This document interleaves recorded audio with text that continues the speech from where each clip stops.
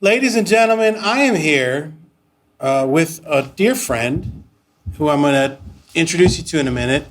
We've got an amazing story how we met this gentleman. As you know, I'm in a band called the Docksiders, and we've had some fun building our tribute act for a number of years. But in the pandemic, we found ourselves in a unique position where we were looking for things to do to stay in front of people. We were looking for unique content pieces to be putting out into the world. And right around Thanksgiving time, I won't get too deep into the story, but I got an anonymous email from this gentleman right here. And he's now sitting here in Milwaukee with us today. And I'm very honored to introduce the world famous L. Russell Brown. How are you? I'm great. I love Milwaukee, and I love being here, and I love working with the Docksiders.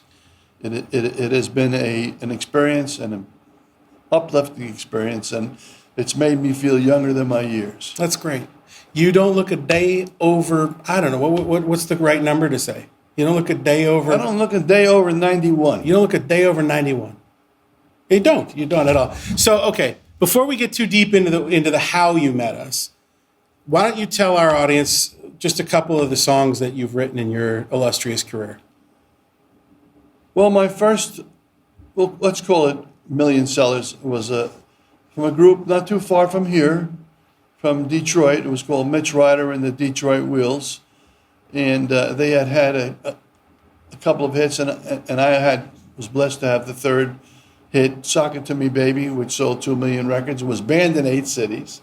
And I wrote it with Bob Crew, and the great Bob Crew, who wrote Can't Take My Eyes Off You and produced all the Four Seasons songs, and wrote Lady Marmalade. He was my teacher. And then a few months later, believe it or not, I wrote Come On Marianne, which is in Jersey Boys. Amazing song. For the Four Seasons. And then we had many top 40 hits, but no real big smashes. And then in 71, I wrote a song with a guy named Erwin Levine called Knock 3 Times, which was sold God knows how many records, and it also caused some kind of a bizarre people banging on pipes and stuff, and we also that year wrote a song called I Woke Up in Love This Morning for the Partridge Family, which was sold a couple of million records. And then after that, we had a few years of moderate success, but nothing great. And then we came across a song that was something different. And it was very difficult to get anybody to believe in it. But when we did, we convinced Tony Orlando, who was an R&B singer, to do it. And it was Tie a Yellow Ribbon Around the Old Oak Tree. And there are literally thousands of versions, from Frank Sinatra to Dean Martin to Dolly Parton to whoever. And then we followed it with several ragtime songs like Sweet Gypsy Rose and Who's in the Strawberry Patch with Sally and Steppin' Out, Gonna Boogie Tonight. My career after that, I had hits with Johnny Mathis, dance hits, and then I started working with the great Sandy Linzer, who did Dr. Buzzard, Savannah Band, and Native New Yorker, and Let's Hang On, and Dawn, all the Four Seasons hits. And we wrote a song called Use It Up, Wear It Out, which was number 1 in the BBC. And then I have another song which I love, I know that Kevin loves. It's called Paradise. No one knows it in this country. It was by Phoebe Cates, but in Europe it is a classic. And we have a Broadway show coming with the life of Tony Orlando called Rooftop Dreams, but because of the pandemic, we've been held up. So I didn't want to wait. A few years ago, I was asked to write songs with a guy who was the lead singer and producer of the Black Keys, Dan Auerbach.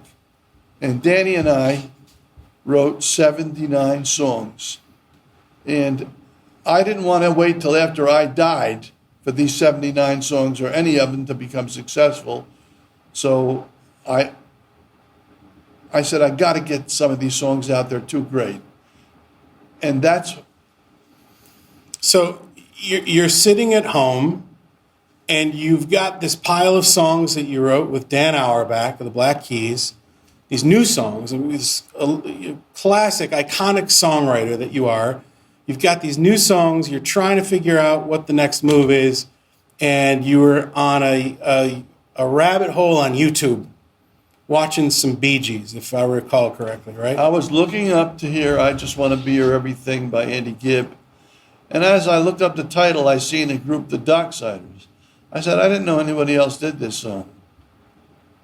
So I had my earbuds on and I listened to it and I went, no, that's not the Docksiders, that's the Bee Gees.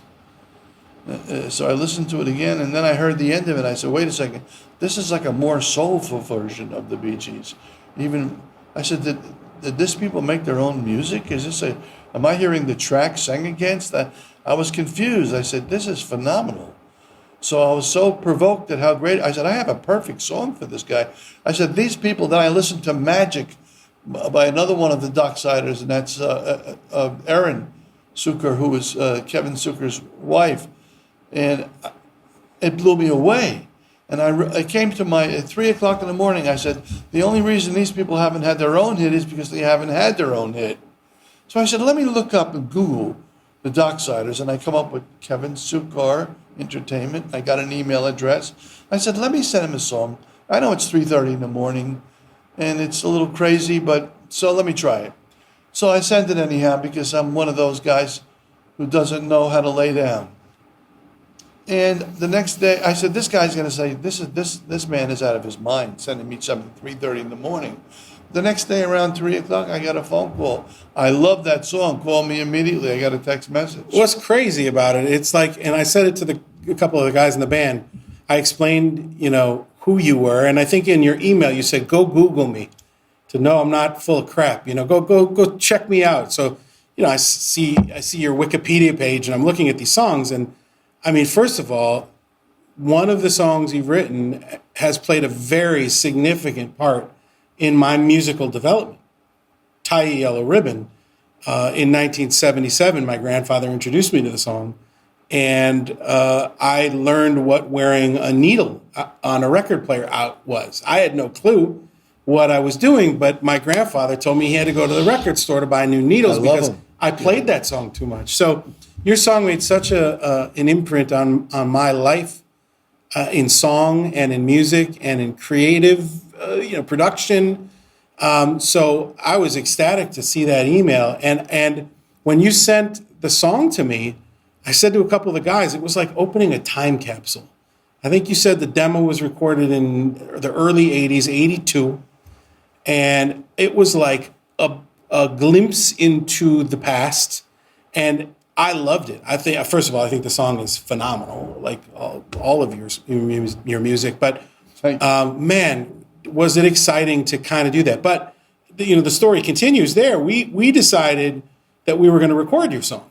And I'm not going to lie, as the producer of your music, of these songs, this group of songs that we've recorded, I got stuck with that first song. I was really trying to figure out how to take this song that was intended for the Bee Gees and make it really feel like it was Docksiders.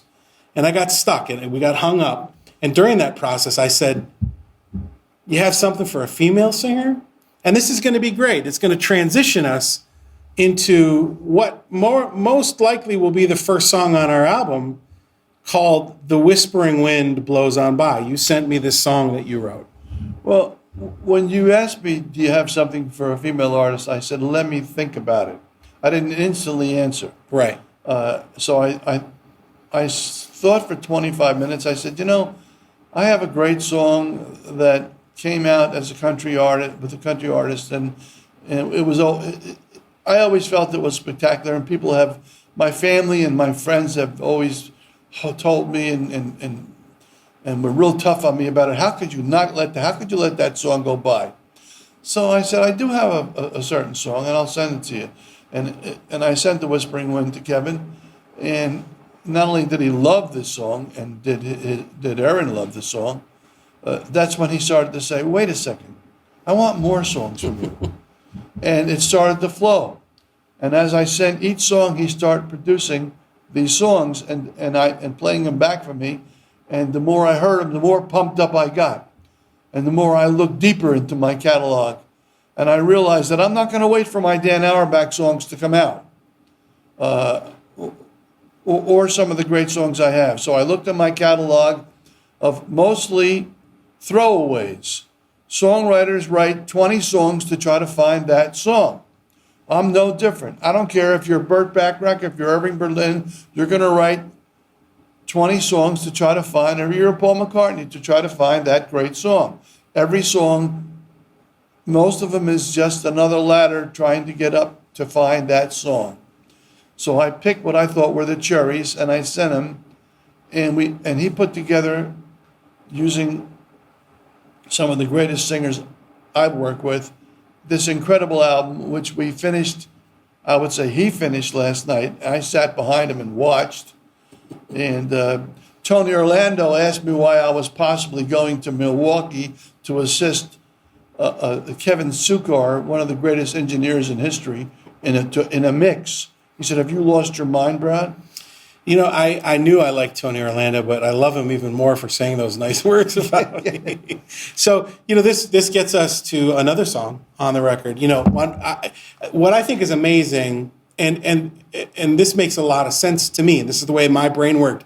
Once you started sending me a song here and another song and then another song, I started thinking, here is this man who has written these iconic, timeless pieces of music that are going to live on forever, will outlive us all. And he's now acting as our A&R representative, finding the songs for the voices that he's trying to paint with, right? Like we've got this palette of colors. I listened to all the vocals. Right. Listen to Robbie. I love his vocals. I love Bobby's. And strangely enough, as I listened to Kevin do a vocal on one of my songs, I was very, very disappointed. And I said, no, he's the least of the four singers. You and me both. However, was I wrong? And I will tell you that I did send him what I thought was kind of like a James Taylor-ish kind of song that I wrote with a guy named David Ball, a very famous country icon. And he sang it, and it just blew me away. So, and that and another song that I wrote with Dan Auerbach, which was kind of a 50s Buddy Holly-esque kind of song on purpose. Not the melody, but the feel, the soul of a Buddy Holly song. And he did that one too. And they were spectacular. So I realized that I had four great singers to work with. You did. I'm very honored that you say that. So one of the highlights of producing these songs and making this Docksiders album, which is titled "It's All About the Song," was rethinking and reimagining the song that meant so much to me growing up, "Tie a Yellow Ribbon Around the Old Oak Tree." One of my biggest dreams came true, which was you introducing me to Tony Orlando, me getting enough courage to ask the gentleman if he would mind singing the song with me. So it's a highlight of my life to be able to say that I recorded your song and record a duet, if you will, with the maestro. Yes, the and master. I was worried that Tony, who was a very close pal of mine, naturally, we made each other's lives, and we acknowledge each other that we're like brothers. And I was worried that, because I know that he's 76 and he had a little throat, he sang himself out. So Kevin did a drop dead job on Tie a Yellow Ribbon. I will tell him flat out. He sang it fantastic. And Tony kept on putting us off. And then all of a sudden, Tony put his vocal on and boom. He nailed it. He sounded like he was 35 again. He's so good. He left me a voicemail when he recorded it in the studio, and he's playing from the speakers in the studio on my voicemail, saying, "This is not 76-year-old Tony. This is 26-year-old Tony singing." And he sounds incredible, as you can hear on the album, "Tie a Yellow Ribbon Around the Old Oak Tree." Let's just jump into some of the songs. Another fantastic song on the record that Bobby Rouse sings called "Love Is Love." Let's talk about that one a little bit. There is a great country icon named David Ball who wrote a song called "I Got a Thinking Problem," which was number one. And then he also wrote a song called "Riding with Private Malone," which touched my heart when I heard it. So I said, I want to write a few songs with this man. And we wrote a dozen songs. And of the dozen songs, maybe 15 songs, there was 3 or 4 of them that touched me. And I realized that there was one of them called Love is Love that I was always in love with. And and we also wrote the song that we talked about. What'll I do if I don't have you? So I sent them Love is Love with my fingers crossed, hoping that they will hear Love is Love, that Kevin would hear it, and It was just a guitar and a vocal. There was nothing more. It was David singing. yes, and I get the thing back. Love it, Brown, doing it now, working on tracks now. I said, oh my God, love it, working on tracks now. You now know that I don't mess around. Oh, 2 days later, I heard a basic track. It was sensational. 3 days, within a week, I heard a finished record. To me, it was a mind blower, and that's how love is. And Love is Love is an off the wall idea. It's not a song about I love you, do you love me? I love to write songs to the girl in the first row. However, this song is about how there is love throughout the heavens and how we're not possibly the only place in the heavens. See, I remember you telling me before you sent it, you said, I'm kind of reluctant to send this to you because the song's a little bit out there. I think you were explaining it to me in the same way where you're saying it's about, the possibility that there's love outside of the earth in concept. And I remember saying, send it. Let's listen to it. Let me feel it and see where we're going. But I heard it, and a lot of the conversations that we would have when you would send me a song, I think a lot of times I would text you immediately saying, I hear this one. I know what this one is. Oh, yeah, you got that one on the spot. And I think I described it as an interstellar love song. Like somewhere in the heavens, 2 people are saying, I love you, just like they're saying right here on earth. Right. And I believe that's true. I believe there are many, many, many worlds. God may have created everything that we see and don't see, but still in all, I believe that there are many, countless trillions of worlds, and there are people doing what we're doing right now. And there are lovers falling in love everywhere. So he nailed that song. That's a beautiful sentiment. Yeah. Let's talk about Something Like Nothing Before, who you wrote with one of your mentors. Yeah, my mentor, a man who signed me when I was a younger boy, named Bob Crew. The late Bob Crew was the producer for the Four Seasons. And let me tell you some of Bob Crew's songs. Can't Take My Eyes Off You, Lady Marmalade, My Eyes Adored You, Big Girls Don't Cry. I mean, did he write anything we know? Silhouettes. Oh. Took a walk and past your house late last night. And then Bob Crew and I, besides this song, there's a movie called Precious. I don't know if you've seen Precious. That's a great film. A great film about a girl from Harlem who was really had a rough life. And over the credits of Precious, Bob Crew and I wrote a song, Patti LaBelle did, called It Took a Long Time to Find This Place. I'm very proud of that song. Great song. Well, Bob Crew and I also wrote a song called Something Like Nothing Before.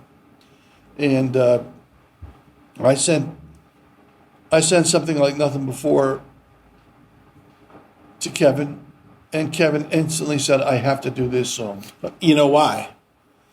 Obviously, Billy Vera being one of the best blue-eyed soul singers on the planet, I feel we've got one of those in our band as well. And I heard Robbie singing that song. And as we were looking for songs for the different singers and how different the 4 singers of the Docksiders are, as you mentioned, how I didn't really check a certain kind of box for you as a vocalist, and how Aaron and Bobby and Rob all fit into different sort of buckets of singing. That was one that I heard that I was like, I think I know who this one is for. And I think he killed that song. I know he killed it because I played it for the first time I got it, naturally, I played it for my wife. And we've been married for longer than most people are alive. And she heard it and she said, I love the way Billy sings that. I said, that's not Billy Vera. I said, that's not Billy Vera singing. I said, and I happen to love the Docksider record more than the original record that I made. It's more up to date, and I love his performance. I just think that Robbie's performance is more current, more pop, less colloquial, and incredibly real and a beautiful And there's record. still some great soul in that record, Oh, right? very, very soulful. Yeah. But still in all, more commercial than I made. The track is more commercial, and the record and his performance is spectacular. So I said, that's another one. I got another one. So I was blessed. And that's not all. And Robbie's sitting down here, and I will tell you that we're going to go to another song. We're going to get in the Auerbachs co-writes with you. Now. Robbie did another song in this album, which actually blew me away, blew my mind. It's one of my favorite songs on the record. And I was praying that he could get this other song right, and it's called "Oh No," and I wrote it with Dan Auerbach. Now, Dan Auerbach is a rock star with the Black Keys, and his songs were 3 chords, and they were really blues songs, with blaring guitars, and it was a duet, him and another guy. But he wanted to learn how to write pop songs, Dan Auerbach. So he called me in, and he had me write 3 songs a day. He said he was going to drain the Brown Swamp. For months, right? Yeah, for 9 straight months, every day. Some days I got up and said, I can't come in, Dan. He said, I want you here in 30 minutes. So I'd come in the studio with a cup of coffee, and not quite knowing where I was. He said, here, start writing. And we wrote and wrote and wrote and wrote. We finished one song. I said, I got to go home. We're writing another one. We write the second one. I said, okay, that's 2 songs. I'm done. He said, no, you're not done. And it was really worth it because one of these songs, quite a few of them we've done, and one of them was called "Oh No." One of my favorite moments on the record. What a really cool moment. So if you're listening to this and you're seeing this, make sure you go over to Apple Music, Spotify, wherever you find the Docksiders album, and listen to "Oh No," and you'll know exactly what we're talking about. Another one that is phenomenal from the Auerbach sessions is "For Your Love." Yes. Straight out, it feels like straight out of 1959 to me. Danny said to me, Larry, can you I'd like to write a song. He brought all the musicians in from Staxveld, from what's the name of that studio down in where they worked? Sun? No. In Memphis? Not in Memphis. Muscle Shoals. Muscle Shoals, yeah. He brought the Muscle Shoals crew in, and he uses players that are in their late 60s and 70s. And he says, I want to write a song like from the 50s, a pure 50s ballad. Give me one. So I said, well, that should be pretty easy. I grew up with that music. I used to sit on the bench of the projects where I grew up in the housing projects. We call them the bricks. And I'd play all the doo-wop songs from the Still of the Night, and you know what I mean? And Earth Angel and all that stuff. And it's the same 4 chords over and over again, so I could play them all. But I didn't particularly like the doo-wop songs. I was more into rockabilly, into Elvis and, Bill Haley and Buddy Holly and that stuff. But I could play all those songs. So I learned them all. So we wrote a song called For Your Love. And man, he got a hold of it, and he gave it his little touch. Because he hears things differently. Right. He's a younger guy in his 30s from Akron, Ohio. And we wrote this beautiful love song. And I remember it's the only demo we did of the 79 where I sang the demo. You did sing the demo. Yeah. And there were some questions I had too. Like, this was the fun collaboration. You'd send a phone recording of just the phone in the room with you and Dan playing guitars, and either you or he were sing, and I would ask you for a lyric sheet. You said, hold on, give me 10 minutes. Right. And on the text message would come a big paragraph of the lyric, because some of them were too difficult to hear just from that. But I used that to make my charts. So what I first would do is you'd send me the song, and I would think through about how we would approach it. What angle would the production be on this particular song? And I would take in consideration the singer when I would make my decisions based upon the sonic palette I was trying to create. But then I would chart your song out. I would put it on paper, and I would use that as my blueprint to build the production of the song. It's really interesting. Think about it. When I got every single hit from Tony Orlando, and God knows how great the success was, we never gave him a demo. We gave the producer is the same, and the artist the same exact thing we gave Kevin. And I think that was part of the magic. I agree. And so all I gave him was a guitar. When we finished the song, I just played it on the guitar and sang it, and we gave him that. He had nothing to work with except the vocal and the guitar, which means that the world was open to him in terms of how to interpret it, and he did it his way. Well, His way was the right way. Well, thank you for saying that. But I come from the school and from the experience that the song dictates the way where it should go. And I think because your songs, and you know how many years you've been practicing the art and craft of songwriting, you've gotten very focused in the crafting of your writing and of your song. And to me, if you listen and are open enough to be close enough to listening to what the song is dictating, I always feel that that is the proper way to approach producing a song. It's not what can I create with this information that was given to me, but more so what is this information telling me it needs? And I just left my heart and mind completely open, and your songs were just very easy for me to like put them on. Like, you know what surprised me? What? When I sent you that song, I had no idea that it was going to be a girl Really? singer. Really? I never dreamed that you would put a girl on it, because where the idea came from was from a famous male singer that had given me which I'm not gonna name him, but it was a guy from the 50s that I loved, a soul singer, more of a jazz singer. And so when he came back and played me a vocal, which just knocked me out. It's amazing vocal. I mean, and it's by Erin Sukar, and she just sang it better. She made the song better than it was. You know why I thought about putting her on that song? I read the lyric, and obviously I'm married to the woman, and I've heard her sing a lot of different versions of songs, and I pictured her singing it in the way that she sang it, and that's kind of the direction I gave to her. But I wanted to hear her sing those words to me, and that was very selfish of me to suggest Aaron never dreamed that. singing that song, because it is so meaningful and it's so touching. And to hear her delivery in that song is just a very personal moment on the record for me too. So thank you for writing those words. Thank you, Erin. And thank you, Dan. Dan, if you're watching, thank you, Dan. Another great collaboration between you and Dan Auerbach is My Sweet Justine. Such a cool record.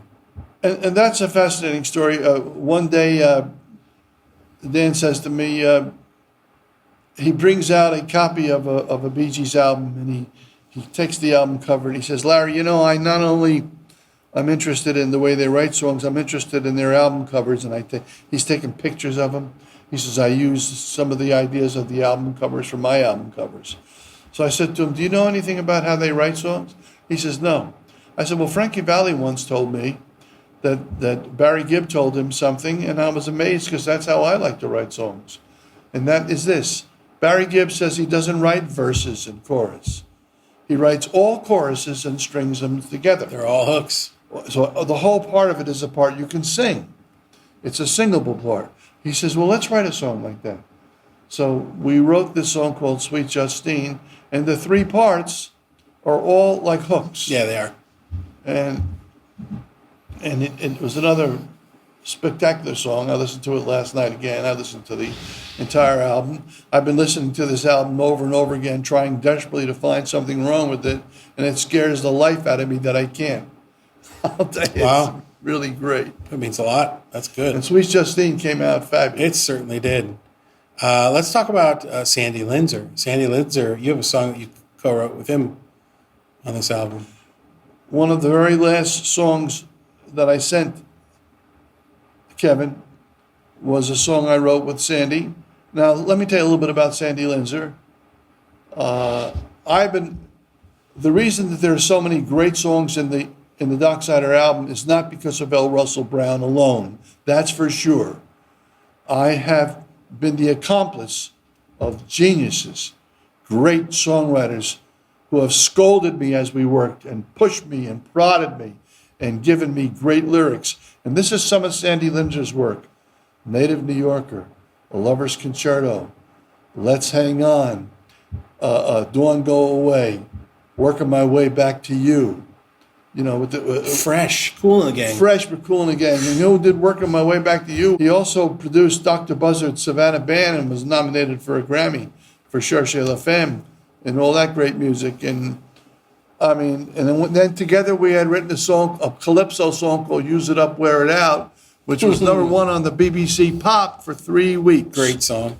And then we wrote a song together called the Teddy Riley ended up doing, called The Good Life, the Bon Bon V. We're very proud of that Teddy Riley record. Song. It's a real soulful record. There Yes, are it so is. many rap groups have done the Good Life, the Bon Bon V. That's one of the most important records, and that's Sandy and I. So Sandy and I wrote this song called "My Back's Against the Wall."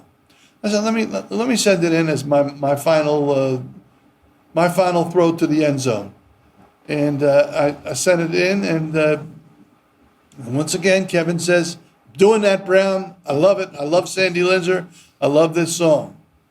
I mean, think about it. Like, if we're talking about a Docksiders album, this particular Docksiders album, and we just have mentioned a handful of the songs that are on the record, and a handful of the writers that you've collaborated with, putting this music together. It's a very tall order for a group, for a band like the Docksiders that has never put out an original album yet, to take on the task of not only staying true to the music, but putting a stake in the ground and saying, we're a real group that people could take seriously if you heard some great music, which was why you approached us. You said the only reason this band might not be world famous is because they don't have the vehicle yet necessarily for people to take them. Well, the there. reason I said that was I listened to the Docksiders perform other people's hits better than other people. And it came to my mind that the only reason the Docksiders never had a hit was so simple. It's because they've never had a hit. Given them the hits, they could have had a hit with any one of these songs, whether it was Africa, whether it was I Just Want to Be Your Everything, whether it was Magic or Steal Away. They would have had the hit if they had the hit. Because not only do they have the vocal chops to do it, they also have the brilliance musically to make the music sound the way the hit sounds. I said, I didn't believe, I had a hard time believing that Kevin actually made that music because it sounds as great as the music that the hit was on. So that's what led me to believe. I said, that's what pumped me up. I said, man, if I can get a hit with these guys, I can get 8 hits. I can't even begin to tell you how humble it makes me feel to hear you with your, amazing history and say that about what it is that I do. I've worked really hard to making records has always been a massive passion of mine, and I've been very fortunate to make some incredible music in my lifetime. And what's amazing is that I haven't made a record for me. I've made a lot of records for a lot of other people.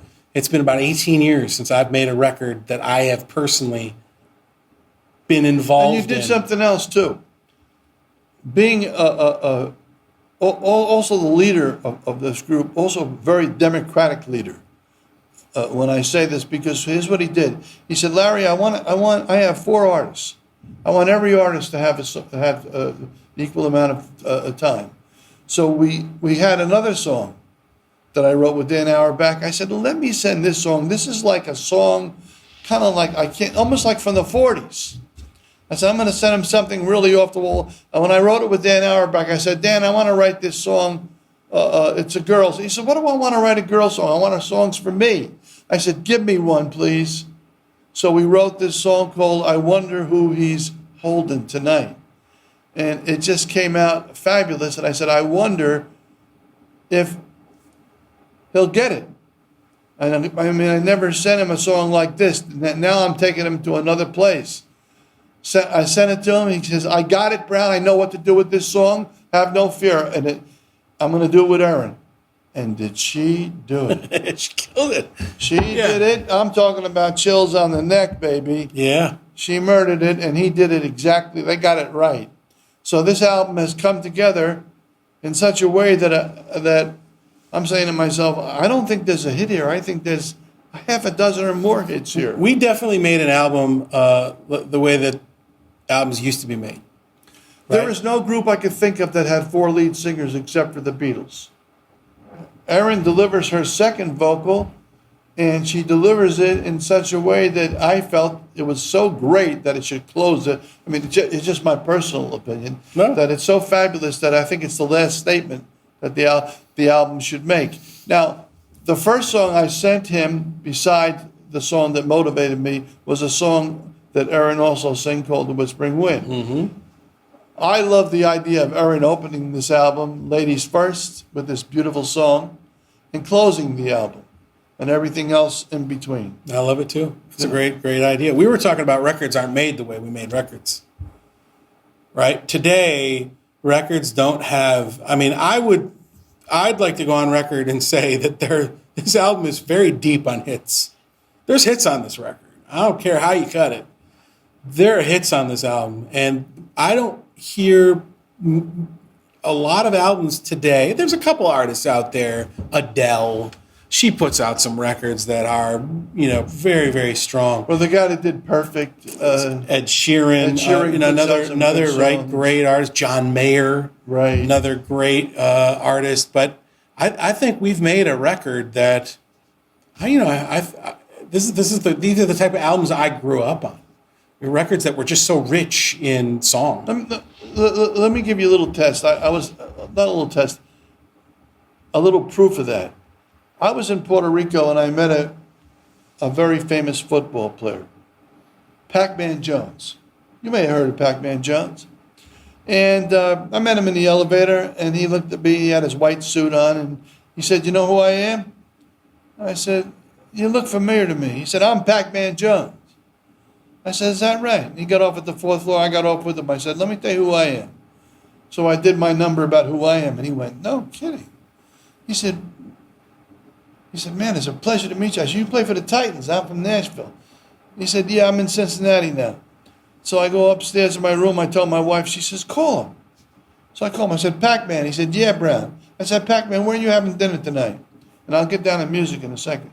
He said, "I'm having dinner with you, Brown. Meet you and your wife and my wife and I are having dinner in 30 minutes downstairs." So we go downstairs, and while we're having dinner, I put the earphones on my phone, and he listens to this song. And it's a jazz tune. And I go to the bathroom, and he went to the bathroom. When I get in the bathroom in the stall, there's Pac-Man Jones singing the song. I said, "I hear you, Pac-Man." He said, "That's a hit, Brown." Mm-hmm. And it was Harry. Great song. You don't even know my name. Great song. I said, "I love it, Pac-Man." By the way, Pac-Man Jones, just so the world should know, we know a lot about the bad stuff about Pac-Man, but you may not know that he gave 1,000 schwins away to the inner city kids of Cincinnati, and he supported 33 families. Huge heart. All right? So he's got a bad temper, but I'll tell you, the only thing bigger than his temper is his heart. He's really a great person. He's given so much. That's great to hear. But he's a good guy. And what excited me was that Pac-Man, who naturally is into rap and, into Weeknd and into the hippest guys there are, Jay-Z, and he's singing my song. There's something to be said about your songs, man. And I believe the man right here who's recording this for us, if he heard a couple of our songs tonight when he's taking his shower, be going through his head and say, "Man, these people's driving me crazy." Crown's going to be listening to the Docksiders album when it's coming out. I know he's my guy. He's going to listen to that. There's some good stuff on it, Crown. So we got one more song to talk about when we wrap this conversation up, and it was one of the last songs that I finished, but it's also one of the most impactful songs that you've written, and another tribute to your partnership and collaboration with the one and only Tony Orlando. Say, has anybody seen my sweet Gypsy Rose? Bobby Rouse, did he kill that vocal? The only person who ever sang it as good as Bobby is Tony Orlando. Wow. And I told Bobby that, and Bobby was upset that I didn't mention it to him. I said, because when things are perfect, I generally don't have much to say. Sure. Bobby, just so you know, he had a lot to say about my tracks, none about yours. That's the difference between. Well, there you was and a me. lot for improvement, but he got it right to the. I'm just teasing. He took it right to where he had it, but you nailed it on the spot. Man, did he kill that track? You want me to tell you a little bit about Sweet Gypsy Please, Rose? let's. Where did that song come from? I think this will touch Crown too. Listen to this, Crown. We're coming back from a session at 4 o'clock in the morning in Jersey in a diner, and there was a napkin there. And my partner, Erwin Levine, my late partner, says to me, "Tell me about your wife's growing up." I said, "Well, when my wife was born, she was left in the hospital for 3 months. Her mother ran away directly after her birth, and her alleged father would never pick her up because he knew it wasn't his daughter. So, and when he did pick her up, she was named after a nun at the hospital, and then he abused her, and he carried her by the hand down to Philadelphia with a picture of his wife saying, 'Has anybody seen this woman?' So my partner says, 'What a great idea for a story. Let's incorporate Gypsy Rose Lee in it, and we'll use her name, and we'll write, say, has anybody seen my sweet Gypsy Rose?' So we got in the car. We wrote on a napkin the words, and we got in the car. Erwin got in the driver's seat, and I got in the back with my guitar. And we wrote the whole song. And it was like 4 in the morning. We got in front of his house. And we listened to it on a cassette player. Yeah. And it was done. I said, there's something missing from this song, Erwin. I called him Veen. He said, "What do you think?" I think it needs a verse in front, like the old songs used to have. He said, "Okay, I'm going for it." So I took the guitar and I wrote this verse. We put it in the front of the song. "We were very happy. Well, at least I thought we were. Can somebody tell me what's got into her?" And we played it the next day for Tony Lando's producer. He said, "That's going to be the follow-up for Yellow Ribbon." Now, I will tell you, as an afterthought, I did DNA tests for my wife, and I found out that man wasn't her father. She was right. And we found out she had a nephew, and she had 3 half-sisters, and her father was a guy named Otto, who had an affair with her mother, and then died shortly after. So that was her real father. Wow. And that's why the guy mistreated her. But that song came from a real thing, a real life story. So some of the things which are hardest to believe are the truth. Sure they are. And that's how that song came to be, Sweet Gypsy Rose. Amazing. I wanted to thank you for spending some time with me, talking about the Docksiders album, talking about how you were introduced to us. And I have a feeling there's going to be some more in this for you and me. We're gonna keep making some music Kevin together. Sukar, I call him Suker Man. He's been a blessing in my life. I love you, man. He's like my family. We are family. And after That's 50 times talking to him on the phone, I knew when I first met him, they already knew him. That's right. That's right. We got many more songs in this together. We're ready to get in the ring. I haven't told him yet. You're hearing it here first, but we're starting the next Docksiders record tomorrow. He's getting on a plane to go home, but we're going to start listening to songs. I'm teasing. We get a week break. We get 7 days. In the meantime, have you enjoyed Milwaukee? I love Milwaukee. I love the town. I love the people. I think it's a fabulous place. I haven't city. seen that great lake that I want to see. We're going to drive by it on the way back up to my house. I know there's a big piece of water out there I'd like to look at. And I also know that there's a restaurant where I can get a special sandwich that I'm looking forward to. That's right. That I can't get in Tennessee. That's right. And I want to thank that man, Crown, right there for doing what he did. Crown is the best, man. Thank you for doing this Thank today. you, Crown. We're good. The Docksiders, it's all about the song. It's all about the Check song. it out. Take a listen. These songs are incredible. Thank you. Thank you. From my heart, thank you.